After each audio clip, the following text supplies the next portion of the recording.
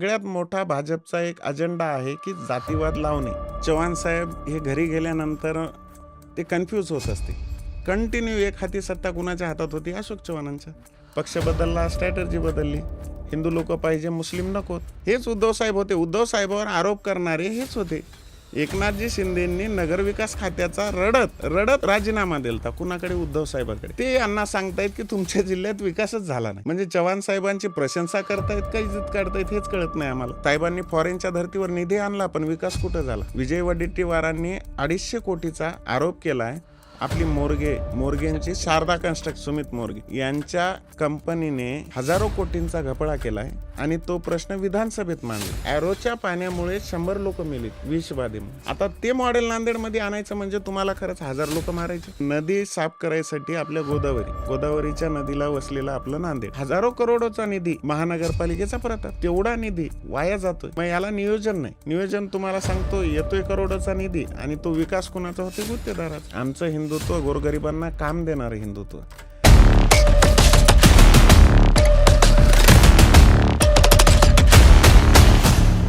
Politics is the game of possibilities असं आपण म्हणतो. राजकारण हा शक्यतांचा खेळ आहे. तिथे अशक्य असं काही नाही. हे प्रत्येक निवडणुकीत प्रत्येक ठिकाणी देशभरामध्ये आपल्याला सगळीकडे दिसतंच आहे. आत्ता महाराष्ट्र महानगरपालिकांच्या निवडणुकांना सामोरे जातो आहे. आपण नांदेडमध्ये आहोत आणि नांदेडसुद्धा महानगरपालिकेच्या निवडणुकीला सामोरे जाते आहे. नमस्कार, मी मुरलीधर हंबर्डे. बोला नांदेडच्या पॉडकास्टमध्ये आपल्या सगळ्यांचं मनपूर्वक स्वागत. आपण नांदेड महापालिकेच्या अनुषंगाने वेगवेगळ्या नेत्यांना, वेगवेगळ्या पक्षातील जबाबदार व्यक्तींना या ठिकाणी बोलावतो आहोत आणि त्यांना प्रश्न विचारतो आहोत. आत्ता सध्या त्यांच्या पक्षाची सद्यस्थिती काय आहे, नेमकी भूमिका काय आहे, या निवडणुकीला ताकदीनिशी ती कसं सामोरं जात आहेत याविषयी आपण चर्चा करतो आहोत. आज याच पार्श्वभूमीवर आपल्यासाठी चर्चा करण्यासाठी नांदेड उत्तरचे तालुका प्रमुख अर्थात शिवसेना उद्धव बाळासाहेब ठाकरे गटाचे तालुका प्रमुख सुनील पाटील कदम आपल्यासोबत आहेत. माननीय सुनील पाटलांचं या कार्यक्रमात मनपूर्वक स्वागत. जय महाराष्ट्र. धन्यवाद. धन्यवाद. जय महाराष्ट्र. सुनील पाटील, आज या पॉडकास्टमध्ये स्वागत करत असतानाच पहिला प्रश्न मी तुम्हाला या ठिकाणी विचारतो आहे. सध्या महापालिकेची निवडणुकीची रणधुमाळी सध्या सुरू आहे. निवडणूक अगदी काही दिवसांवर या ठिकाणी येऊन ठेपलेली आहे. अगदी काही दिवस या ठिकाणी शिल्लक राहिलेले असताना शिवसेना उद्धव बाळासाहेब ठाकरे गटाची काय तयारी आहे? प्रथम आता मी बोला ॲपचं तुमचं माझ्यासारख्या कार्यकर्त्याला तुम्ही बोलवलं आणि बोलण्याची संधी दिली त्याबद्दल आभार मानतो. आणि शिवसेना उद्धव बाळासाहेब ठाकरे ही ताकदीनिशी या महानगरपालिकेच्या निवडणुकीच्या रणांगणात उतरलेली आहे. आमचे कार्यकर्ते हे आपले सर्वतोपरी प्रयत्न लावून या निवडणुकीला सामोरे जात आहेत. आपण बघितलंय, सत्ताधारी ही कुठल्याही एनी हाव कंडिशनमध्ये त्यांना सत्ता हवी आहे. आता आम्ही असे नवयुवक आहोत, त्या एनी हावला का, तुम्हालाच का, हे प्रश्न विचारायला सामान्यांचे प्रश्न घेऊन नवयुवक, आता आमचे तुम्ही उमेदवार बघितले तर हे नवयुवक जास्त घेतलेत का? तर याच्यात आमच्या उद्धव बाळासाहेब पक्षाला एक मॅसेज दिला उद्धव साहेबांनी की बाबा, गेलेले जे प्रोडक्ट आहेत आणि आमच्याकडे शिवसेना म्हणजे ही नेते बनवणारी फॅक्टरी आहे. या फॅक्टरीचं प्रोडक्ट जरी गेला असेल तर मुळात रॉ मटेरियल हे अजूनही आमच्याकडे आहे आणि तेच रॉ मटेरियल घेऊन आम्ही या निवडणुकीच्या रणधुमाळीमध्ये उतरलेलो आहोत. का नांदेडची ज्यावेळी स्थापन झाली त्यावेळी पहिला जो महापौर होता तो शिवसेनेचा होता. त्यानंतर शिवसेनेला ती ताकद दाखवता आली नाही. त्यानंतर काँग्रेस प्रबळ झाली आणि काँग्रेसचा बालेकिल्ला महानगरपालिकेच्या संदर्भामध्ये नांदेडला या ठिकाणी समजलं जायचं. नेमकी कुठली कारणं आहेत जी तेव्हापासून, म्हणजे प्रथम महापौरच्या नंतर तुम्ही बॅकफुटवर गेला, ते अजूनही तुम्हाला पुढे येता आलं नाही? याची कारणी-मीमांसा कशी कराल? याची कारण मीमांसा वेगवेगळ्या पद्धतीनं करता येईल. कारण याच्यानंतर काही कालांतरानं घराणेशाही चालली. एक प्रकारे आपल्या जिल्ह्याचे नेते हे मुख्यमंत्री झाले. त्यांच्या काळामध्ये आमदारकी असो किंवा नगरपालिका असो, सर्व पक्षांनी म्हणा की नागरिकांनी म्हणा की एक विश्वास ठेवला की अशोक चव्हाण हे जिल्ह्याचे पालकत्व आहेत, ते या जिल्ह्याला नवीन दिशा देतील. या अपेक्षेनं प्रत्येकाने त्यांच्या बाजूने कौल दिला. आणि आपण बघितलं आता लेटेस्ट मागची 17ची निवडणूक जर घेतली तर त्या मागच्या माझ्या मते 17ला निवडणूक झाली होती, तर तेव्हा स्पष्ट बहुमत दिलं का दिलं, की बाबा चव्हाण साहेब हे काहीतरी विकास करतील. त्यांचं दिल्लीत वजन होतं अगोदर. अगोदर म्हणण्यापेक्षा आता ते राहिलं नाही आणि त्यांच्याकडे अपेक्षा जनसामान्यांच्या जास्त होत्या. का होते, की बाबा मुख्यमंत्री राहिलेला माणूस. त्यांनी स्वप्न अशी दाखवली, की आपल्या नांदेडमध्ये एम-आय-डी-सी येतील आणि वेगवेगळे प्रकल्प येतील. नवयुवकांना रोजगार मिळेल. नांदेडचा कायापालट त्यांनी अगोदरही आत्ता त्यांनी जो जाहीरनामा प्रसिद्ध केला, त्यांच्यातही साहेबांनी काय केलं, इंदोरच्या धर्तीवर नांदेड कसं विकसित करेल. पण हे भूलथापच भेटतायत अगोदरपासून. आता कसं झालंय, अगोदर त्यांनी फॉरेनच्या धर्तीवर नांदेडचा विकास हे गुरुदागद्दीचा मोठा इव्हेंट आपल्या नांदेडनं बघितला. त्यावेळेस चव्हाण साहेबांनी काय केलं, 2,500 कोटीचा निधी आणला नांदेडला. ते तेव्हा सक्सेस झाले निधी आणण्यात. पण ज्या पद्धतीनं विकास व्हायला हवा होता, ज्या गरजू बाबी आहेत, त्या बाजूला सारून किंवा दैनंदिन जे नागरिकांना आवश्यक आहेत, त्या बाजूला करून विकास हा प्रायव्हेट गुत्तेदारांचा झाला. माझा तर असा स्पष्ट आरोप आहे, की या निधी आला हा नाकारता येत नाही. पण या निधीमध्ये जे नागरिकांना सुविधा भेटायला पाहिजे होत्या, त्याच्याऐवजी ह्या सुविधा फक्त त्या तुमच्या कॉन्ट्रॅक्टदारांना भेटल्या. त्यांच्यात त्यांची टक्केवारी झाली, ते श्रीमंत झाले, पण समस्या तशाच राहिल्या. आणि नंतर आता ह्या मधल्या काळात शिवसेना ही रस्त्यावर आहे. शिवसेना रस्त्यावर म्हणण्यापेक्षा शिवसेनेचा जन्मच बाळासाहेबांनी केला आणि बाळासाहेबांनीच सांगितलं, की शिवसेना ही सत्तेत नाही, विरोधात शोभून दिसते. कारण का शिवसेनेची एक स्टाईल आहे. विरोधात आक्रमकपणे आंदोलनं करणे, सत्ताधाऱ्यांना घाम फोडणे आणि सर्वसामान्यांचे, शेतकऱ्यांचे, गोरगरिबांचे प्रश्न हे सत्ताधाऱ्यांना घाम फोडणे एसीत बसून. तर हे अशा बाबी आहेत आणि तुम्ही म्हणलात तसं आता आत्ताच्या निवडणुकात थोडं मागून तुम्हाला पुढे आणतो. आत्ताच्या काळात कसं झालंय, राजकारण हे कमर्शियल झाले. कमर्शियल म्हणजे आता तुम्ही मागच्या काळात बघितलंय, आता हे ऑन रेकॉर्ड काही जण बोलत नाहीत. हं, पण मी बोलतोय. हं, आता तुम्हाला सांगतो, रेट लागला रेट. हं. भाजपच्या जे नगरसेवक असतील, त्यांचा एक क्रायटेरिया ठरवण्यात आला. तो किती कॅपेबल आहे, त्यानं मागे किती विकास केला, हे काहीच गोष्टी नव्हत्या. तो किती खर्चू शकतो. माझा एक स्पष्ट आरोप आहे, की आत्ता जे आपण उमेदवार निवडले सत्ताधाऱ्यांनी, ते केवळ आणि केवळ त्यांचा एकच भक्कम बाजू बघितली, की आर्थिक बाजू. ते खर्चू किती शकतात. हो ते 2 अन् 4 कोटी खर्चिणारा माणूस एक सामान्य नागरिक म्हणून मला प्रश्न पडतो, नगरसेवक या पदाला 2 अन् 4 कोटी खर्चिणारा माणूस खरंच विकास करेल? का त्या 2 कोटीचे 4 कोटी ते करेल? मग एक सामान्य नागरिक म्हणून. त्यानंतर माझं एक स्पष्ट आपल्या चॅनलमार्फत निवडणूक आयोगाला विनंती आहे, की जे सत्ताधारी आहेत, भाजप असेल, शिंदे गट असेल आणि अजितदादा गट असेल. आता आम्हाला विरोधात जाऊन टीका करायची गरजच नाही. कारण हे एकूण एकावर आता सध्याच्या घडीला टीका करतायत. तर यांचं कसं झालंय, आता भाजपचे आमदार काही शिंदे गटाच्या आमदारला हिणवतायत. कसं हिणवतायत? 50 खोके एकदम ओके. म्हणजे आता सत्ताधाऱ्यांनी मान्य केलं, की आम्ही तुम्हाला 50 कोटी दिले. हे स्पष्ट होतं ना. आता भाजपचे लोक जेव्हा म्हणत असतील, आता हिंगोलीच्या शेजारच्या जिल्ह्यामध्ये संतोष बांगरांना तानाजी मुटकुळेने काय ऑन रेकॉर्ड टीव्ही 9च्या मला वाटतं हं. टीव्ही 9च्या बातमीमध्ये स्पष्ट म्हणलं, की 50 खोकेवाल्यांनी आम्हाला बोलू नये. हे तर आमच्यासोबत आले. कसे आले? 50 कोटी घेऊनच आले. मग हे स्पष्ट सत्ताधारी एकूण एकावर आरोप करतात. याच्यातून स्पष्ट होतंय जनतेला, की हा पैसा, जो करप्शनचा पैसा, हे वाटून पैशातून सत्ता आणि सत्तेतून पैसा, हाच सध्या उपद्रव्य हा सत्ताधारी पक्षांचा चालू आहे.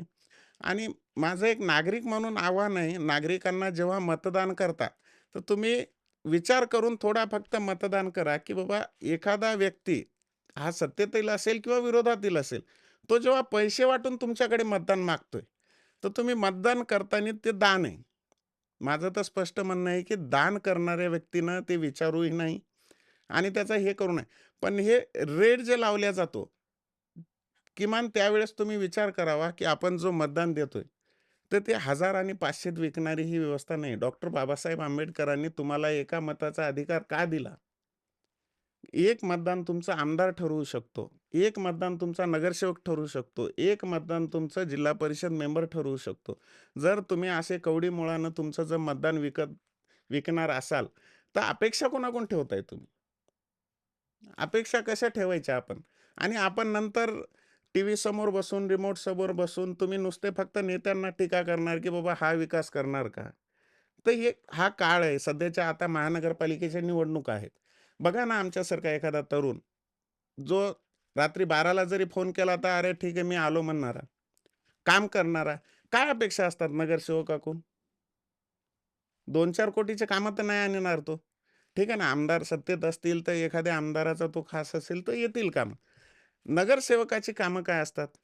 तुमचे नळाला पाणी आलं का? छोटे-मोठे नाली, साफसफाई वगैरे ह्याच्याहून निवडणूक चालली आहे कुठं? आता राजसाहेबांनी एका सभेत लाईव्हमध्ये सांगितलं, की एका नगरसेवकाला 3 उमेदवार घरचे होते.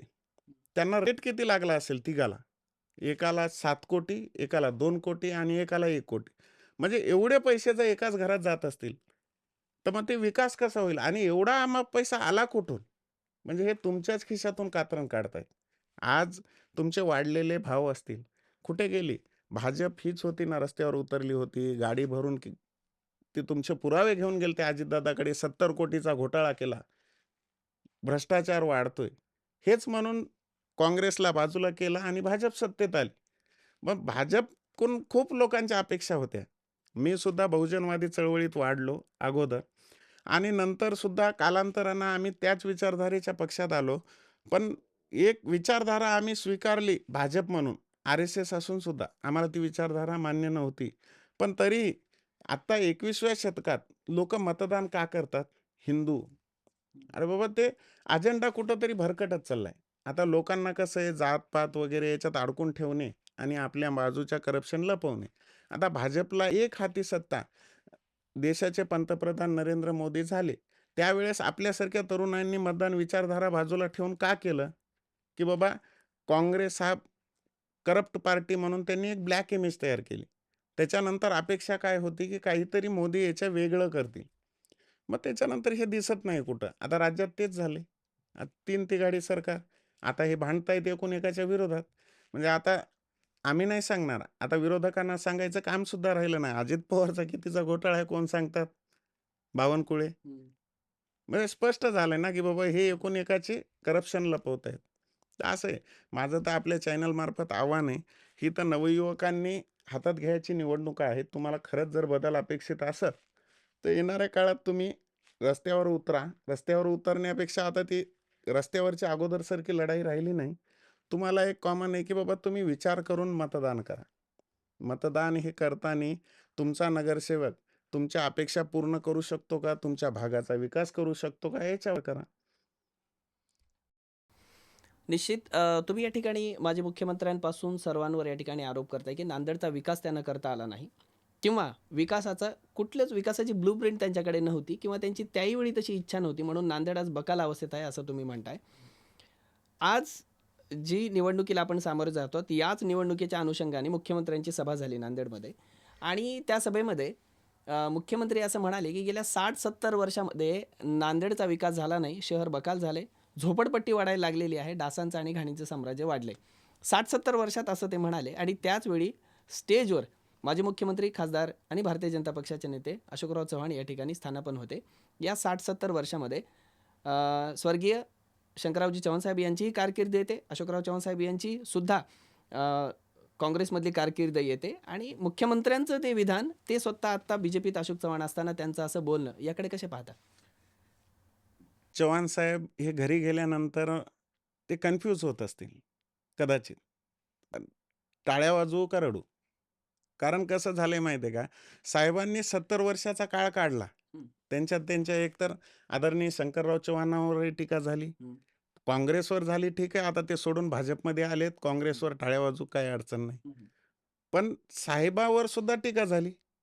आदरणीय अशोकराव चव्हाण हे मराठवाड्याचे नेते होते. मराठवाड्याचे म्हणण्यापेक्षा ते भूमिपुत्र मराठवाड्याचे, पण नेते हे महाराष्ट्राचे होते. पण त्या काळात 70 वर्षात झाली नाही, तर काउंटडाऊन त्या चव्हाण साहेबांच्या कार्यकाळाचं आलंच. होय. जेव्हा चव्हाण साहेब मोठ्या-मोठ्या पदावर होते, तेव्हा आपण बघतोय, मला तर कळतंय तसं कंटिन्यू एक हाती सत्ता कुणाच्या हातात होती? अशोक चव्हाणांच्या.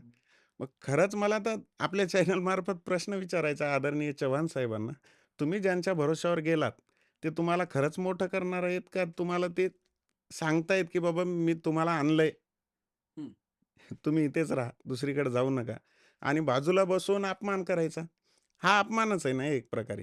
म्हणजे त्यांनाच सांगायचं, आता तुम्ही काल सरपंच होत्या आणि तुमच्याच ग्रामपंचायतमध्ये येऊन सांगायचं, की या गावचा विकासच झाला नाही. म्हणजे ते आपल्या सुसंस्कृत भाषेत म्हणतात शालीत जोडे मारणे. ते असं आहे. बाजूला बसवायचं आणि ही एक संस्कृती आहे भाजपची. ते कुठल्याही नेत्याला सोबत घेतात आणि संपवतात. तर माझा आपल्या चॅनलमार्फत आदरणीय, आता मी एवढा मोठा नाही अशोक चव्हाण साहेबांवर बोलाय एवढा, पण त्यांना एक कार्यकर्ता म्हणून मी सल्ला देतो, की बाबा तुम्ही सावध राहा. कारण हे भाजपाई डेंजर आहेत. हे विरोधकांना नंतर, पहिले घरच्यांना संपवतात. आता तुम्हाला सांगतो, शिंदे गटाचे सगळ्यात जास्त प्रवेश कुणी करायला चालू केले? भाजपनी. आता अशोक चव्हाणसारख्या माजी मुख्यमंत्र्याला बाजूला बसून त्यांच्या कार्यावर संशय घेणे, म्हणजे कालच्या काळात विकास झाला नाही, ठीक आहे. तो आता काँग्रेस किंवा अशोक चव्हाण या दोघांनी मिळूनच केला ना. साहेब काँग्रेसमध्ये होते. आता दोघांवरही आरोप झाले. म्हणजे त्यांच्या पक्षावरही माजी आणि साहेबावर सुद्धा. मग एक संस्कृती आहे भाजपची. कुठली? की ते सांगतात, की आमच्यासोबत या. आमच्यासोबत आल्यावर भाजप हा कार्यकर्त्याला मोठं करीत नाही, नेतृत्वाला संपवतो. आता तुम्हाला उदाहरण सांगतो मी.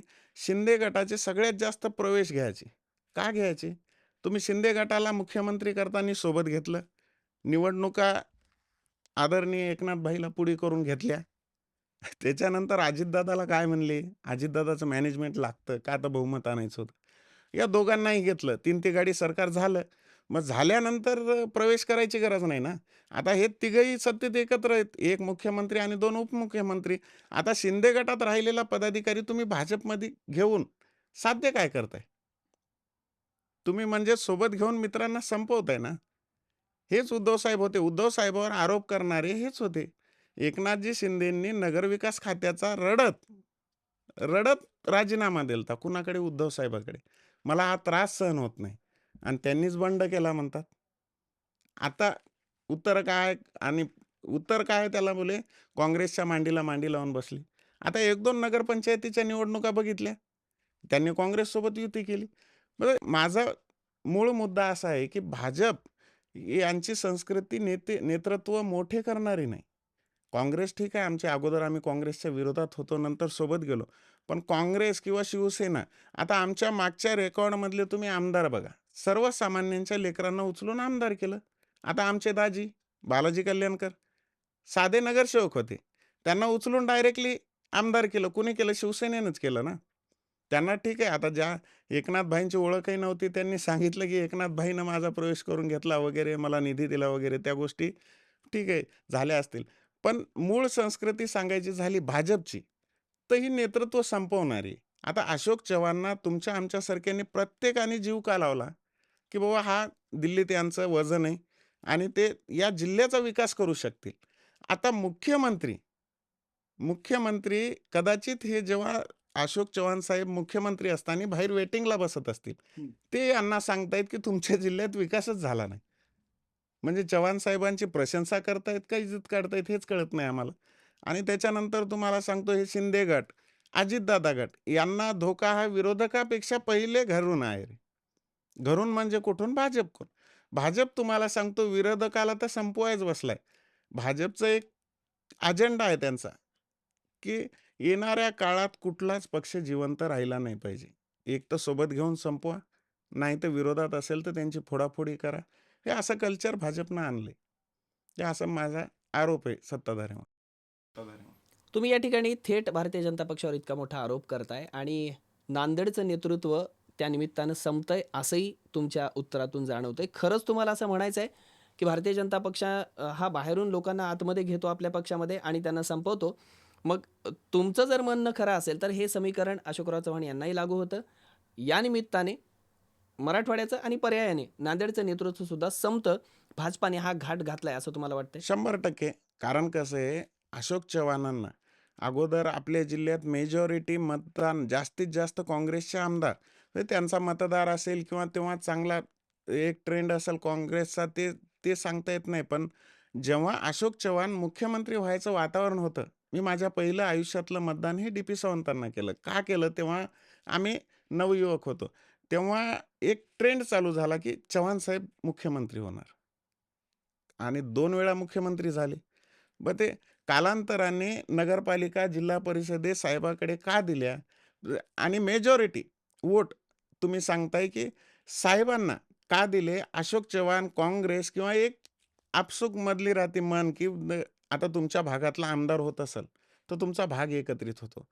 पहिली सुरुवात होती बघा, मी उमेदवारी मागत असेल, तर माझ्या पाठीमागे माझा गाव उभा राहतो. माझे दुश्मनसुद्धा उभे राहतात. का उभे राहतात? की गावातला माणूस कोणीतरी वर चाललाय. असे तालुक्याच्या तालुके एकत्र झाले, पूर्ण जिल्हा एकत्र झाला. कारण महाराष्ट्राला नेतृत्व हे भेटत होतं कुठून? नांदेड जिल्ह्यातून.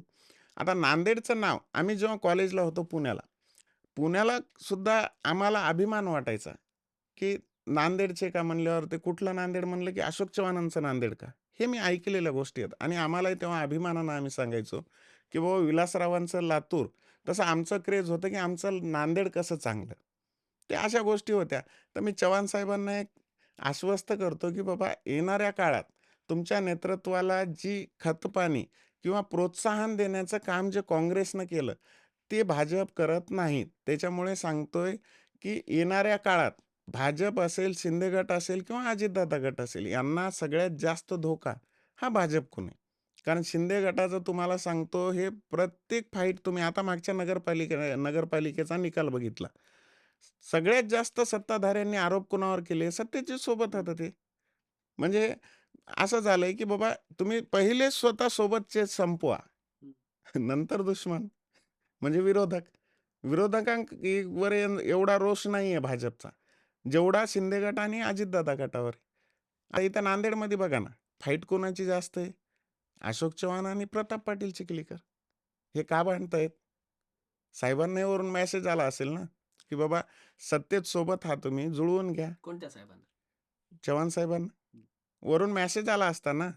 यांना जर एकत्रित पॉवरफुली सत्ता हवी. आता तुम्हाला नगरपालिकेवर आणतो. नगरपालिकेत शिंदे गट किंवा अजितदादा गट हा एकही प्रयोग झाला नाही युती व्हायचा. एक सत्ताधारी म्हणून. कारण ते राज्यात सत्ता आहेत. आता मुंबईत वातावरण कसं झालंय, आमच्या उद्धव साहेबांचं वातावरण थोडं शिवसेनेचा बालेकिल्ला आहे तो. त्याच्यानंतर उद्धव साहेब आणि राजसाहेब हे समीकरण एकत्र झाल्यावर पुरे मतं, मराठी मतं एकत्र होतायत का? आणि आम्हाला थोडं रोखण्यासाठी शिंदे सेनेला सोबत घेतलं. असं शिंदे सेनेला सोबत कुठं घेतलं त्यांनी महाराष्ट्रात? कुठेच नाही. का तर फक्त जेव्हा तुम्हाला गरज पडते, तेव्हा ते सोबत घेतात. नाही तर सोडून दिलं. आज माझा स्पष्ट आरोप आहे भाजपवर, की हे नेते संपवणारी फॅक्टरी आहे, भाजप म्हणजे. तुम्ही भाजपवर थेट आरोप करताय की नेते संपवणारी फॅक्टरी आहे आणि हा आरोप खूप मोठा आहे आणि गंभीर सुद्धा आहे. तर मी या ठिकाणी तुम्हाला विचारू शकतो, मग या सगळ्या पार्श्वभूमीवर नांदेड महापालिकेच्या निवडणुकीला तुम्ही सामोरे जाताय. तुमचाही पक्षाने उमेदवारी इथे अनेक ठिकाणी दिलेली आहे, अनेक प्रभागांमध्ये. तुम्हाला तुल्यबळ ठरणारा नांदेड महापालिकेसाठीचा प्रबळ पक्ष कुठला? आमची तशी तर स्पष्ट लढत भाजपसोबतच आहे. कारण इथलं सगळ्यात मोठं नेतृत्व हे अशोक चव्हाणांचं आहे. त्याच्यामुळे आमची डायरेक्टली फाईट हे भाजपसोबतच आहे. आणि येणाऱ्या काळात आमची शिवसेना उद्धव बाळासाहेब ठाकरेतर्फे टोटल आमचे 31 उमेदवार आहेत आणि आम्ही फाईट देतोय आणि एक मेमोरंडम आमचा घेऊन जातोय जनतेसमोर.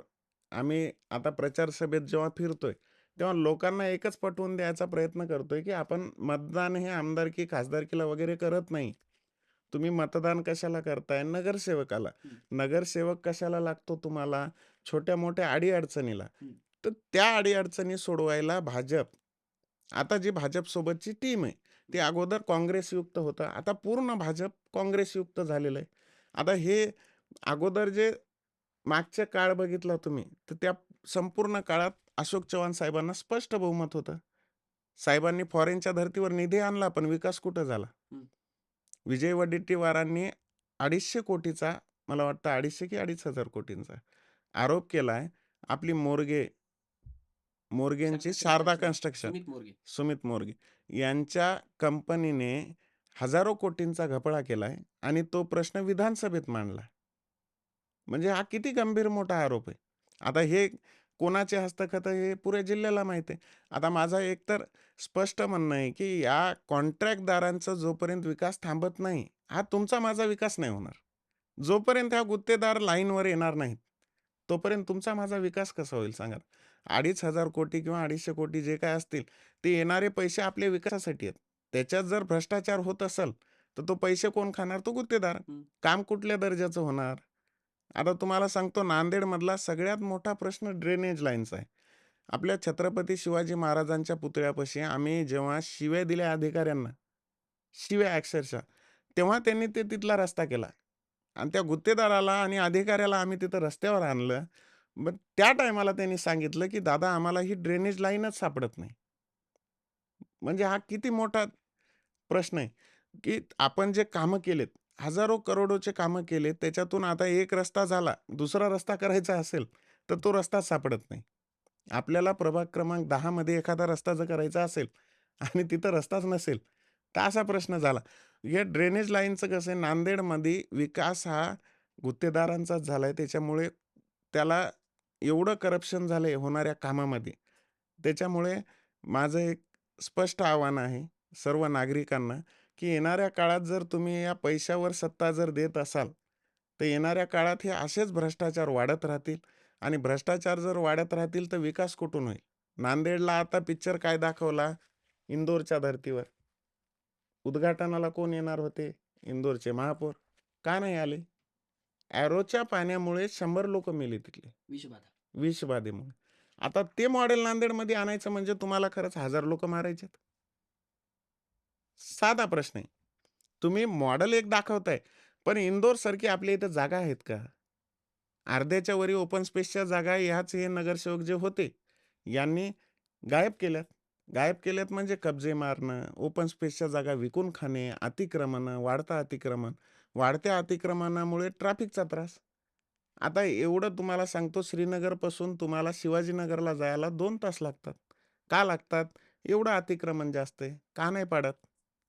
स्पष्ट तुमच्याकडे सत्ता आहे ना, भाजपकडे, अगोदर जी काँग्रेसकडे होती. आणि काँग्रेस आणि भाजपचा कसा झालाय, डबल गेम झालाय. काँग्रेस काय म्हणते, हे कामं आम्ही केले. तेव्हा चव्हाणसाहेब होते म्हणजे आमच्या पक्षाचे होते. त्यांच्या जाहीरनाम्यात तेच कामं आणि चव्हाणसाहेब म्हणतायत, "हे माझे कामं." त्याच्यात आमचे दाजी घुसलेत. दाजी म्हणतायत, "हे अर्ध्याच्या वरी कामं माझे भाजपनं दाखवली." म्हणजे आता तुम्ही एखाद्या दिवशी या तिघांचा संगम झाला तर विचारा, खरंच हे कामं कोणाची आहेत? म्हणजे असे जाहीरनामे डुप्लिकेट बनवायचे.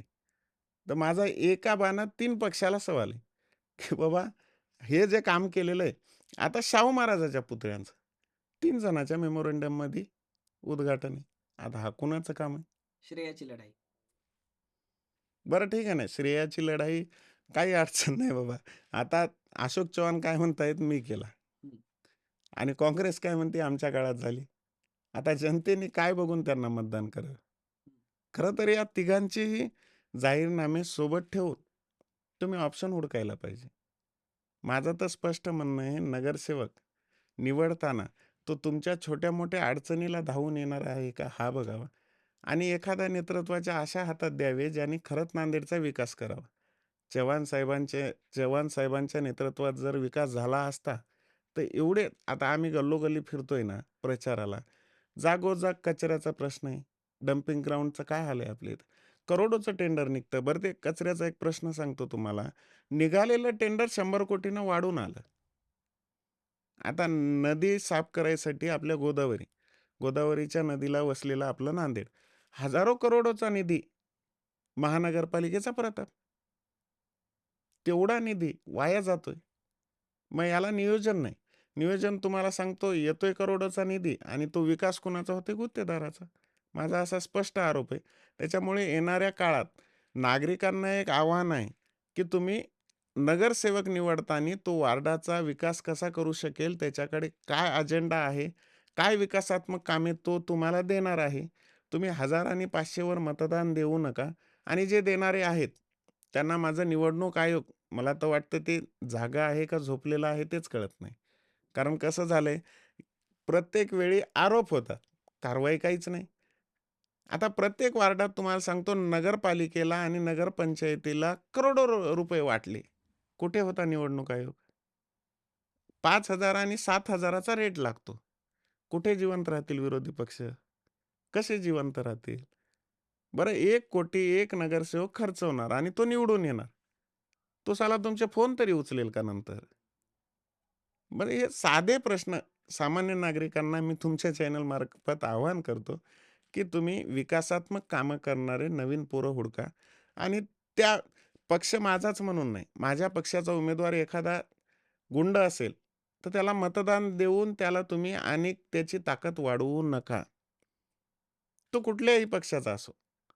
त्याची अट एकच ठेवा, की बाबा आपण ज्याला मतदान करतोय तो एज्युकेटेड असावा, आपल्या भागाचा विकास करणारा असावा आणि या अपेक्षा पूर्ण करणारा असावा. शिवसेना उद्धव बाळासाहेब ठाकरे हे कुठल्या मुद्द्यांना आता तुम्ही कारण मगाचपासून तुम्ही म्हणत होतात की पूर्वी अशोकराव चव्हाण ज्यावेळी काँग्रेसमध्ये होते त्यांच्याकडून ही कामं झाली नाहीत, आता ते भारतीय जनता पक्षात आहेत तर मागची कामं दाखवत आहेत किंवा त्यांचं हे दाखवणं सगळं आभासी आहे आणि कुठलीच कामं झाली नाहीत आणि तुम्ही हेही म्हणताय की एकाच जाहीरनाम्यावर अनेक जण उड्या घेत आहेत की हे काम माझंच आहे कसं सांगताय आणि यामुळे कुठलंच काम व्यवस्थित होऊ शकलं नाही असंही तुम्ही एक म्हणताय. मग शिवसेना उद्धव बाळासाहेब ठाकरे हा पक्ष निवडणुकीला सामोरे जाताना तुमचा अजेंडा आणि विजन काय, कुठल्या मुद्द्यांना घेऊन तुम्ही मतदारांना सामोरे जाताय? आमच्या शिवसेना उद्धव बाळासाहेब ठाकरे पक्षाचे सर्व नगरसेवक हे विकासाच्या अजेंड्यावर लोकांना मतदान मागायला दारोदारी जातात. आमचा अजेंडा एकच आहे, की स्वच्छतेचा अभाव. स्वच्छतेचा म्हणजे स्वच्छतागृह एकाही प्रभागात अवेलेबल नाही. असेल तर तिथं घाणीचं साम्राज्य. तर पहिला प्रश्न आमची जर सत्ता आली, तर आम्ही त्या प्रश्नावर काम करणार. त्याच्यानंतर आमचे सर्व नगरसेवक हे नाली असेल, रस्ते असतील, विकासात्मक कामे असेल, याच याच्यावर आमचे नगरसेवक किंवा लोकप्रतिनिधी आमचे मतदान मागित असतात आणि येणाऱ्या काळात ब गोरगरिबांच्या अडचणी आता शैक्षणिक अडचण सगळ्यात मोठी आहे. तुम्हाला जर येणारी पिढी घडवायची असेल, तर नगरपालिकेच्या शाळा कुठल्या अवस्थेत आहेत? हं. छोटे-छोटे कॉमन प्रश्न घेऊन आमचा पक्ष हा रस्त्यावर उतरलेला आहे. आता नगरपालिकेची शाळा फक्त महात्मा फुले आणि ती पण शारदा भवन शिक्षण संस्थेची आहे. त्याच्यामुळं थोडी प्रायव्हेटायझेशन असल्यामुळं ती व्यवस्थित चालू आहे. मराठी मीडियमची एकही शाळा दाखवा जिथं आपल्यासारखी मुलं जाऊन ॲडमिशन करतील. हे कुठलाही पालक नगरपालिकेच्या शाळेत ॲडमिशन जाऊन करायला तयार नाही. का नाही? कारण त्याची अवस्था नाही, शिक्षक नाही, शिक्षक असतील तर इमारती नाहीत. हे साध्या-साध्या गोष्टी. आता दवाखान्याचं घेऊन बघा तुम्ही. दवाखान्याची काय अवस्था आहे? फक्त श्यामनगरचा तो महिलेचा असेल दवाखाना, तिथं ते डॉक्टर स्वतः लक्ष देतात म्हणून तेवढं व्यवस्थित चालू आहे. त्याच्यानंतर सिव्हिल हॉस्पिटलची तीच हाल आहे. पुऱ्या महाराष्ट्रानं बघितलं. एवढा मोठा इश्यू झाला ते आमचे युवा नेते आदित्यसाहेब ठाकरे सुद्धा येऊन गेलते. किती बालकं मेली आणि हे सगळीकडे हे छोटे-मोठे प्रश्न जे आहेत, ते घेऊनच आमचा शिवसेना उद्धव बाळासाहेब पक्ष हा रस्त्यावर उतरलेला आहे आणि छोट्या-मोठ्या साधारण पाणी 3-3 दिवसाला पाणी येते. कुठल्या बाबतीत मला तर वाटत नाही विकास झाला. तुम्हाला पाणी हा जीवनावश्यक वस्तू तुम्हाला डेली भेटायला पाहिजे. आपण 21व्या शतकात आहोत. आपण चर्चा कुठल्या करतोय? देश महासत्ता बनणार. कसा बनणार? 4-4 दिवसाला पाणी येते. आणि नांदेडला जलाशयाचा मोठा साठा आहे. ते म्हणतात ना, धरण घशाला आणि कोरड घशाला. आजपर्यंत असा एकही नेता झाला नाही. मग शंकरराव चव्हाणांनी जे बांधलं, मग त्याच्यानंतर एखादा दुसरं धरण बांधायला पाहिजे होतं. पण ते पाण्याचा प्रश्न मिटला असता. मग हे प्रश्न छोटे-मोठे सोडून ब हे कुठं चालली आहे? हिंदुत्व. बाकी मुद्द्यावर. आता खरं तर सगळ्यात मोठा भाजपचा एक अजेंडा आहे, की जातीवाद लावणे आणि मतदान मिळवणे. एक हिंदू वर्ग आता एक क्लिप व्हायरल झाली. आपल्या चव्हाण साहेबांचे विश्वासू आदरणीय डी.पी. चव्हाण साहेब आणि एका नगरसेवकाची. त्याच्यात स्पष्ट ते म्हणतायत काय, की हिंदू उमेदवार पाहिजे, मुस्लिम नको. खरं तर साहेबांचा कार्यकाळ त्यांना बाजूला असतील तर चव्हाण साहेबांना विचारायला पाहिजे होतं. ह्याच मुस्लिमांच्या आणि दलितांच्या भरोश्यावर साहेबांनी नांदेडवर राज्य केलं. ह्याच मतावर 3-3 वेळा निवडून आले आणि त्याच्यानंतर आता पक्ष बदलला, स्ट्रॅटेजी बदलली. हिंदू लोकं पाहिजे, मुस्लिम नकोत. मग हे स्पष्ट दिसतंय ना यांच्या हालचालीमधून. या सत्ताधाऱ्यांच्या हालचालीमधून यांना विकासावर वगैरे फक्त भंपक गोष्टी मारायच्यात. विकासांचा आणि सत्ताधाऱ्यांचा कुठलाच दूर-दूरपर्यंत संबंध येत नाही. तुम्ही या ठिकाणी म्हणताय की भारतीय जनता पक्षावर हिंदुत्वाचा आरोप करताय आणि इतर धर्मियांचा ते कसा द्वेष करतायत हे तुम्ही स्पष्ट या ठिकाणी सांगताय. हिंदुत्व तर शिवसेनेचं सुद्धा होतं. बाळासाहेब ठाकरेंनी सुद्धा हिंदुत्वाची त्यावेळी जे शाल जी आहे आपल्या ते खांद्यावर घेतली होती आणि बाळासाहेब ठाकरेंनी सुद्धा मी हिंदुत्वासाठी लढतो आहे आणि बाबरी मशिदीमध्ये आमच्या शिवसैनिकांचं कसं योगदान आहे हे त्यावेळी आवर्जून त्यांनी कोर्टात सुद्धा या ठिकाणी सांगितलं होतं. मग भारतीय जनता पक्षाचं हिंदुत्व आणि शिवसेना उद्धव बाळासाहेब ठाकरे यांचं हिंदुत्व यामध्ये नेमका फरक काय? बाळासाहेबांनी आम्हाला हिंदुत्वाचा ध्यास दिलेला आहे, पण ते हिंदुत्व कुठलं होतं? उजागर सभेमध्ये साहेब बोलायचे, की आमचं हिंदुत्व शेंडी जानव्यांचं नाही. आमचं हिंदुत्व गोरगरिबांना काम देणारं हिंदुत्व. ते जाती-जातीत द्वेष पसरवणारं हिंदुत्व नाही. बाळासाहेबांनी मुसलमानांचे सुद्धा मंत्री केले, मुस्लिम. तिथे हिंदुत्व आडवं आलं नाही. का आलं नाही? तर डोक्यात जिहाद घेऊन फिरणारा आणि देशावर राग करणारा मुस्लिम विरोध. पण इथे राहणारा, राष्ट्रावर प्रेम करणारा हा हिंदू, मुस्लिम हिंदूच. का? तो मुस्लिम जर आपल्या राष्ट्रावर, आपल्या माणसावर प्रेम करीत असेल, तर तो थोडेच अतिरेकी झाला. हां, अतिरेकी बडवा. बाळासाहेबांनी कधीही सांगलं नाही, की हे मुस्लिमांचा द्वेष करा. हां, जे आपलं खाऊन, आपल्यासोबत राहून जर गुणगान शेजाऱ्यांचा गात असतील, तर नक्कीच बडवायला सांगितलंय. ही आमच्या हिंदुत्ववादाची व्याख्या आहे. तुम्ही भारतीय जनता पक्षावर आणि एकंदरीत नांदेडच्या नेत्यांवर, राज्यकर्त्यांवर आरोप केला, ज्यांची सत्ता आजपर्यंत होती त्यांच्यावर. आत्ता महापालिकेला तुम्ही सामोरं जाताय, तुमचा पक्ष सामोरा जाताना सगळ्याच पक्षांमध्ये बंडाळी झालेली आहे. असा कुठलाच पक्ष राहिला नाही की ज्याच्यातून लोक बाहेर पडले नाहीत. भारतीय जनता पक्ष आत्ता ताकदवर जरी समजला गेला असला तरी त्यामध्ये काँग्रेसचे अनेक उमेदवार, जवळजवळ 28 नगरसेवक काँग्रेसचे भारतीय जनता पक्षामध्ये गेले आणि याच्यापासून शिवसेना उद्धव बाळासाहेब ठाकरे हा पक्षसुद्धा वंचित राहिला नाही किंवा बाजूला राहिला नाही. मग या बंडाळीला, ही बंडाळी आता असताना तुमचा पक्षसुद्धा निवडणुकांना सामोरे जातो आहे. सध्या नांदेडमध्ये काँग्रेस आणि तुमचा पक्ष हा संक्रमणाच्या अवस्थेतून जातो आहे, अस्तित्वासाठी झगडतो आहे आणि याच परिस्थितीमध्ये तुम्ही निवडणुकाला सामोरे जाताय. काय परिस्थिती आहे याकडे कसं पाहता? कसे एक बॅड पॅच असतो. कुठल्याही पक्षाला संघर्षाचा काळ असतो. पण ते म्हणतात ना, तुमचं चांगलं असेल तर चांगल्या काळात चांगल्या-चांगल्या गोष्टी घडत असतात. आता सध्या चांगला काळ हा भाजपचा आहे, हे मान्य करावं लागेल. आणि येणाऱ्या काळात पण ते चांगला काळ करायसाठी ते कुठल्याही थराला जात आहेत. आता आमचा एखादा उमेदवार निवडून येत असेल, ते सर्वश्रुत झालेलं आहे.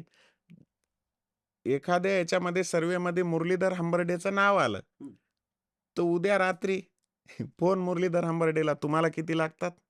तुम्ही भाजपकडून उमेदवारी घ्या. मग हे आमिष दाखवून हे पक्ष, पदाधिकारी सर्व ओढण्याचा प्रयत्न करतायत. आता याच्या विरोधात जर तुम्ही म्हणताय काँग्रेस आणि शिवसेना, हे प्रत्येक विरोधी पक्षाचा एक संघर्षाचा काळ आहे आता सध्या. आणि या काळात आम्ही कार्यकर्ते बांधायचं काम करतोय. आम्ही सत्ताधारी कुठं चुकतंय हे जनतेला दाखवण्याचा प्रयत्न करतोय. कदाचित आमचा आवाज आज लहान असेल, पण आम्ही तो दाखवतोय. आज तुम्हाला सांगतो, एक गोष्ट असते, जंगलाला आग लागली, ते त्याच्यात ते चोचीनं काम टाकायचं, ती विझणार नाही आम्हालाही माहिती आहे. चिमणीचं ते काम आम्ही करतोय. कारण आम्हालाही माहित आहे, आम्ही या एवढ्या भरमसाठ सत्तेविरोधात टिकेल नाही टिकेल माहीत नाही, पण आम्ही निकराची लढाई करतोय. पण येणाऱ्या काळात आमचं नाव हे आता प्रशांत जगताप, एक नाव तुम्हाला स्पष्टपणे सांगतो. त्यांनी विचारधारेवर त्यांना नाही पटलं. त्यांनी काय सांगितलं, की दोन्ही राष्ट्रवादी एकत्र नाही होऊ शकत. कारण ही राष्ट्रवादी ही भाजपसोबत सत्तेला सत्ते लावून बसलेली आहे. तर मी नाही राहणार. त्यांनी स्पष्ट राजीनामा टाकला आणि ते काँग्रेसमध्ये गेले. हे असेही युवक आहेत ना.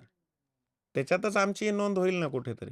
आम्ही एवढ्याच नवउमेदीच्या काळात सत्तेसोबत न जाता ही तरुण मनगटं आम्ही सत्तेच्या विरोधात भांडण्यासाठी उभी केलेली आहेत. आम्हाला यश ठीक आहे ना. आज येईल, उद्या येईल, जेव्हा येईल तेव्हा येईल. पण आम्ही प्रयत्न काय करतोय? आम्ही सत्तेच्या बाजूनं भांडतोय. गोरगरिबांचे प्रश्न शासन दरबारी लावून धरतोय. सत्ताधाऱ्यांना जिथे चुकतात, तिथे आम्ही त्यांना अडवून जाब विचारतोय. आणि येणाऱ्या काळात सुद्धा आम्ही विचारधारेवर ठाम राहणार, हे आपल्या चॅनलमार्फत सांगू इच्छितो. तुम्ही नांदेडमधल्या विकासाच्या प्रश्नांबद्दल बोलत असताना नांदेडमध्ये कुठली विकास कामं झाली नाही त्याबद्दल अगदी वॉटर, गटर आणि मीटर या सगळ्या संदर्भात आपण या ठिकाणी बोललात. एक महत्त्वाचा प्रश्न गेल्या काही दिवसांपासून नांदेडमध्ये चर्चेला जातो आहे आणि तो दिसतो पण आहे सर्व नांदेडकरांना, की नांदेडमधले शासकीय भूखंड जे आहेत ते विशिष्ट लोकांच्या घशात घातले जात आहेत. त्यांना दिले जात आहेत. यामागे नांदेडचं तथाकथित नेतृत्व आहे आणि इथले जे सत्तेत असणारे राजकारणी आहेत. शिवसेना पक्ष म्हणजे तुमचा शिवसेना पक्ष यासाठी काही प्रयत्न करील का किंवा या प्रश्नाकडे तुम्ही कसं पाहता? येणाऱ्या काळात आता हे प्रश्न रस्त्यावर मांडणं वेगळं आणि आम्ही जर निवडून आलो तर सभागृहात मांडणं वेगळं. हं. मी जर एखादा जिल्हा परिषद मेंबर झालो किंवा नगरसेवक झालो किंवा आमदार झालो, त्या भांडण्याला किंवा मुद्दा मांडण्याला वेटेज जास्त येतं. आता हे काम आम्हाला कमी केले. सत्ताधारी पक्षानेच कमी केले. आता तुम्ही एक प्रश्न मांडला आता, की भूखंडाचा विषय. हं. भूखंडाचा विषय जिल्हा परिषदेच्या ओपन ग्राउंडवर बिल्डिंग बांधलेल्या, हं. हा मुद्दा कुणी मांडला? शिंदे गटाच्या हेमंत भाऊनी, हं. आमदारांनी. स्पष्ट आरोप केला कुणावर? अशोक चव्हाण साहेबांवर. ज्या जिल्हा परिषदच्या जागा आहेत आणि ज्या नगरपालिकेच्या जागा आहेत ओपन स्पेसच्या, तिथे कब्जे केलेला आरोप आम्ही नाही केला. हं. हे सत्तेत सोबत असलेल्या शिंदे गटाच्या आमदार हेमंत पाटलांनी अशोक चव्हाणांवर केला. हं. याच्यावर माझं स्पष्ट म्हणणं आहे, की हा आरोप जेव्हा होतो, तुमच्यावर माझ्यावर 50 कोटीचा आरोप नाही झाला ना. हं. आमच्या दाजीवरच का झाला? हं. दाजी वाया गुवाहाटी, सुरत गेलतेच ना. हं. हं. हं. त्याच्यामुळे त्यांच्यावर आरोप झाला. हं.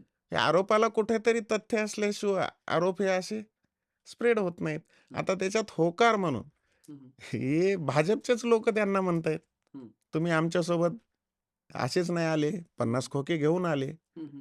ते असं आहे. आता हे ही अवस्था सत्ताधाऱ्यांची, ही लाजिरवाणी अवस्था आहे. मला तर वाटतं यांना जर येणाऱ्या काळात जागा दाखवायची असेल, तर तुम्ही मी बोलून अर्थ नाही. जनतेने सुद्धा निवडणूक हातात घेतली पाहिजे आणि यांच्या भ्रष्टाचाराला आळा घातला पाहिजे. शिवसेना पक्षामध्ये गेल्या काही वर्षात उभी फूट पडली. शिवसेना 2 गटांमध्ये विभागली गेली. आम्हीच खरी शिवसेना आहोत असं दोन्ही गट अगदी कंठरावाने या ठिकाणी सांगतायत, की आम्हीच कसे खरे आहोत. त्याचं लोण अगदी शहरांपर्यंत, नांदेडसारख्या शहरांपर्यंत सुद्धा अगदी गल्लीबोळापर्यंत आलेलं आहे. आणि ज्यावेळी शिवसेनेची 2 शकलं उभी पडली, त्यावेळी अनेक लोक एक तर मूळच्या पक्षामध्ये राहिली किंवा दुसरा जो नवीन गट झालेला आहे त्यामध्ये गेली.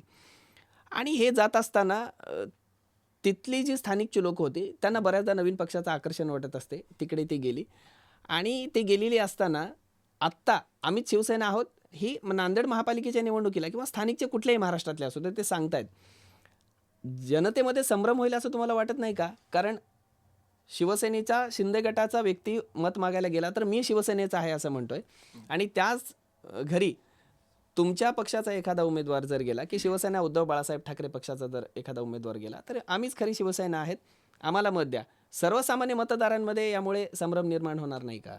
नाही, संभ्रम होण्याचं कारणच नाही ना. मूळ शिवसेना ही आमचीच. का त्याचंही कारण देतो मी. बाळासाहेब हयात होत्या. हं. बाळासाहेब हयात असताना सन्माननीय राजसाहेब कार्याध्यक्ष होते. त्यांनी उद्धव साहेबांचं नाव दिलं. हं. शिवसेना पक्षप्रमुख उद्धव साहेब हे बाळासाहेब असतानाच त्यांच्या हाती कारभार दिला. हं. हे कोणी दिला? तुम्ही मी नाही दिला. हं. उद्धव साहेबांना कोणी दिला? बाळासाहेबांनी दिला. हं. आता राहिला प्रश्न, तुम्ही म्हणताय जनतेमध्ये संभ्रम होईल. जनतेमध्ये संभ्रम नाही होणार. हं. कारण तुम्हाला एकच सांगतो. आता काल एका युवा क्रांतीच्या याच्यावर बाईट टाकली एकाने. हं. आपल्या दिनेश कुलकर्णी पत्रकारांनी विचारलं पुढच्यांना, हं. की तुमचा पक्ष काय करेल? हं. तर तो लाईव्हमध्ये बोलला शिंदे गट. हं. मग त्या पत्रकारांनी विचारलं, हं. तुम्हाला कोर्टाने शिवसेना नाव देऊन सुद्धा तुम्ही शिंदे गट का म्हणताय? हं. म्हणजे 90% तुम्ही लोकांना आज आमदारांना सुद्धा फोन करून विचारा, तुमची शिवसेना कुठली? शिंदे गट. तुम्ही कुठं म्हणलं की ते शिवसेना नाही म्हणत, शिंदे गट म्हणतात. म्हणजे त्यांना सुद्धा कॉन्फिडन्स नाही. त्यांनाही माहीत आहे की फडणवीसांच्या आशीर्वादानं ही भेटलेली शिवसेना आहे त्यांना. म्हणजे आणि लोकांनी सुद्धा मान्य केलेलं आहे. तुम्ही जनमानसामध्ये जाऊन बघा. आजही लोकं म्हणतात की खरी शिवसेना ही ठाकरेंचीच. हं. आजही मराठीत जो सर्व्हे येतोय, हं. जवळपास तरी आहेत का शिंदे? नाही ना. मग शिंदेंना बाकी ठिकाणी डावळून फक्त मुंबईत का? तर फक्त उद्धव साहेबांना रोखण्यासाठी. आज तुम्हाला सांगतो, देशाचे केंद्रीय मंत्री असोत, देशाचे पंतप्रधान असोत किंवा देशाचा कुठलाही मोठा नेता येऊ द्या, तो बोलतो कोणावर? उद्धव साहेबावर. याच्यावरनं कळायला पाहिजे शिवसेना खरी कुणाची. शिवसेना ही खरी उद्धव साहेबांचीच. बाळासाहेबांच्या विचारावर जे म्हणले. आता तुम्हाला सांगतो, शिवसेनेचं उदाहरण आमच्या मतदारसंघावर आणतोय, आमच्या लाडक्या दाजीवर आणतो. आता शिंदे गटाच्या सर्व आमदारांनी उहापोह काय केला, की मुलगा म्हणजे शिवसेना नाही होऊ शकत. बरोबर आहे ना? उद्धव साहेबांवर आरोप काय केला, की मुलगा म्हणून तुम्ही शिवसेना मालक नाही होऊ शकत. बरोबर आहे. मग तुम्ही थेट आरोप काय केला, घराणेशाही. मग आमच्या दाजीनं काय केलं आता? कार्यकर्ता बघितला का? त्यांनीही पुत्रप्रेम म्हणून मुलाला तिकीट दिलं. हे त्यांचा वैयक्तिक विषय. मला त्याच्यात हात घालायचा नाही. पण सांगायचं, तुम्ही एका हाताने आरोप करताय, की बाबा घराणेशाही बंद करा. ही शिवसेना मुळात तुमची नाहीच. का नाही? बोले मुलगा म्हणजे विचारांचा वारस होऊ शकत नाही. मग आमच्या लाडक्या दाजींना विसर पडला का? विचारांचा वारस का स्वतःचा वारस? नाही, माझं थेट त्यांनाच आव्हान आहे, की बाबा खरी शिवसेना ही कुणाची हे तुम्हीच सांगावं. महापालिकेला सामोरे जात असताना तुम्ही म्हणताय की कुठल्याही प्रकारचं मतदारांमध्ये कन्फ्युजन नाही आहे. तुम्हीच खरी शिवसेना आहे ते अगदी ठामपणे तुम्ही या ठिकाणी सांगताय. नांदेडमधल्या अनेक प्रश्नांना आम्ही सामोरं जाऊ, इथले प्रश्न ताकदीने लढू असंही तुम्ही या ठिकाणी सांगताय. आणि नांदेडमधली जी सत्ता होती त्या सत्तेने आजवर जे काम केलं नाही ते आम्ही करून दाखवू असं म्हणताय. आता तुम्ही राज ठाकरे साहेबांसोबत आहात, तुमचं अलायन्स आहे सध्या आणि तुम्ही एकत्र आलेले आहात. तर नांदेडमध्ये मनसे महाराष्ट्र नवनिर्माण सेना ही सुद्धा आपल्या अस्तित्वासाठी झगडते आहे. आता तुम्ही एकत्र आहात, तर शिवसेना आणि महाराष्ट्र नवनिर्माण सेना नांदेडमधले एकत्र लढत असताना त्यांच्यासोबत आत्ता तुमचं नांदेडच्या मनसेसोबत तुमचं कसं नातं आहे? आता वरच्या लेवलला जेव्हा 2 भाऊ एकत्र झाले, तेव्हा शिवसैनिक आणि मनसैनिकामध्ये आनंदाचं वातावरण होतं. सर्व पदाधिकाऱ्यांनी एकूण एकांना पेढे भरवले आणि मैत्रीपूर्ण वातावरण आहे. आता या 21व्या शतकात तोडाफोडीचं आणि भांडाभांडीचं, द्वेषाचं राजकारण आहे. राहुल गांधीचा एक डायलॉग मला खूप आवडला. नफरत के बाजार में मोहब्बत की दुकान. पण ते तसं आहे. आता खूप पक्ष फुटले, लोकं दूर गेले, कार्यकर्ते तुटले. या काळात 2 भाऊ एकत्र आले. ते का आले? मराठीच्या सन्मानासाठी, मुंबई वाचवण्यासाठी. मग हे आनंद आहे आम्हाला, की कुटुंब कुठलंही एकत्र होण्याचा आनंद वेगळा. ते एकत्र येऊन युद्ध करतायत. का करतायत? मुंबई वाचवण्यासाठी. तर ते असं आहे. माझं एक स्पष्ट म्हणणं आहे भाजपला, की बाबा तुम्ही हे फोडाफोडीचे राजकारण बंद करा. आज तुम्ही सत्तेत आहात ना, तुम्ही विकास केलाय ना. अशोक चव्हाण साहेबांना माझं एक स्पष्ट म्हणणं आहे, की कार्यकर्ता म्हणून, की तुम्हाला माहीत आहे ना तुम्ही विकास केला, तर ते विकास म्हणून मतदान मागा ना. तुम्ही कशाला एवढे नेते आणून सांगावं लागतं? आता साहेबांनी काल खा मग कुणाचंही मटण आणि दाबा कमळाचं बटन. हे करायची उठाठेव गरज नाही ना. चव्हाण साहेबाचं नावच बस झालं निवडणुकीला. विकास आहे ना. मग किंतु परंतु का? मग का फडणवीसांना बोलावं लागतंय? का बावनकुळेंना बोलावं लागतंय? का रवींद्र चव्हाणांना बोलावं लागतंय नांदेडला? सभा तर तुमच्याही मोठ्या नेत्यांच्या होत आहेत. म्हणजे सत्ताधाऱ्यांचं म्हणणं आहे. हं. आम्ही म्हणलो का आम्ही विकास केला? आमच्या हातात सत्ताच नव्हती ना. आम्ही काहीही म्हणेल. आज मी जरी म्हणेल, आमच्या जाहीरनाम्यात आम्ही टाकून देईल, की बाबा हा रस्ता आम्ही सोन्यानं ढाळू. सत्ता दिल्यावर ना. सत्ताच नाही ना.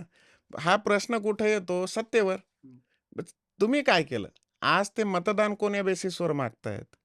की बाबा आम्ही मागे विकास केला. विकास केला ना बाबा. थेट जनतेत जा ना. थेट जनतेत जा. मोठे-मोठे नेते शहरात बघा एवढे मोठे-मोठे होर्डिंग्ज लागलेत.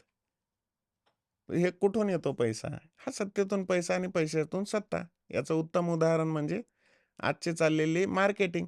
एका आता तुम्हालाही माहिती आहे, एका दैनिकाला जर जाहिरात द्यायची असेल, तर किती पैसे लागतात? प्रत्येक पेपरच्या हेडलाईनवर यांचे मोठे-मोठे नेते. रेडिओवर यांच्या जाहिराती.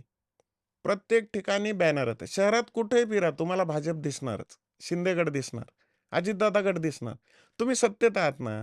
नगरविकासचा मंत्री तुमचा आहे, एका बाजूने सांगताय. ठीक आहे ना. तुम्ही जनतेत जा. तुम्ही 5-10 प्रभागातली लोकं जमा करा आणि त्यांना सांगा, की नगरविकास मंत्री आमच्याकडे आहे. आम्ही विकास करू. जाहीरनाम्यात काय दाखवायचं? मागे विकास केला. आता मागे विकास केला जर म्हणायला गेलं, तर भाजपचा विकास म्हणावा, की काँग्रेसचा म्हणावा? कारण चव्हाणसाहेब तिकडे होते. आता इकडे आले. आता याच्याहून विकास जर पाहिजे असेल, तर लोकांनी विचार करावा. मागे जे हाल झाले, ते तसेच करायचे असेल, तर येणाऱ्या काळात तुम्ही स्पष्ट भाजपला मतदान करावं. नांदेड महापालिकेला सामोरे जात असताना आपण वेगवेगळे प्रश्न तुम्हाला विचारले. खूप दिलखुलास उत्तर तुम्ही या ठिकाणी प्रत्येक प्रश्नाची दिलीत. नांदेडमधला कुठला विकास बाकी आहे, कुठल्या विकासावर काम करणं अजून बाकी आहे आणि नांदेडमध्ये विकासाची केवळ गाजरं दाखवली गेलेली आहेत आणि तो पूर्ण विकास आजपर्यंत झालेला नाही. आणि नांदेडच्या नेत्यांनी नांदेडला कसं बकाल केलेलं आहे, हेही तुम्ही या ठिकाणी ठणकावून सांगितलंत. आणि शिंदे सेना जी आहे, जे तुम्ही म्हणताय की स्वतःला ते शिंदे सेना म्हणून घेता, शिवसेना ते सुद्धा म्हणू सुद्धा शकत नाही, त्यांच्यावरही तुम्ही या ठिकाणी आरोप केलेत. एकंदरीत तुमचा पक्ष या ठिकाणी सर्व ताकदीनिशी या निवडणुकांना सामोरे जातो आहे असं तुम्ही म्हणताय. आणि महाराष्ट्र नवनिर्माण सेनेची तुमची राज्य पातळीवर झालेली युती, इथे सुद्धा तुम्ही असं म्हणताय की येणाऱ्या काळामध्ये आम्ही एकमेकांसोबत आनंदाने राहू, एकमेकांसोबत सोबत राहू. आणि ही सगळ्या वातावरणामध्ये आज तुम्ही निवडणुकाला सामोरे जात असताना तुमचा विकासाचा अजेंडासुद्धा आमच्यासमोर ठेवलेला आहे, विजनसुद्धा या ठिकाणी सांगितलेलं आहे. सुनील पाटील, आपण या ठिकाणी आलात आणि बोला नांदेडच्या या स्टुडिओमध्ये येऊन आमच्याशी दिलखुलास गप्पा मारल्यात. आमच्या सर्व प्रश्नांना अगदी मनमोकळी उत्तरे दिलात, त्याबद्दल आपले आभार, धन्यवाद. धन्यवाद सर. आपल्याही चॅनलचे माझ्यातर्फे व माझ्या पक्षातर्फे आभार मानतो. धन्यवाद.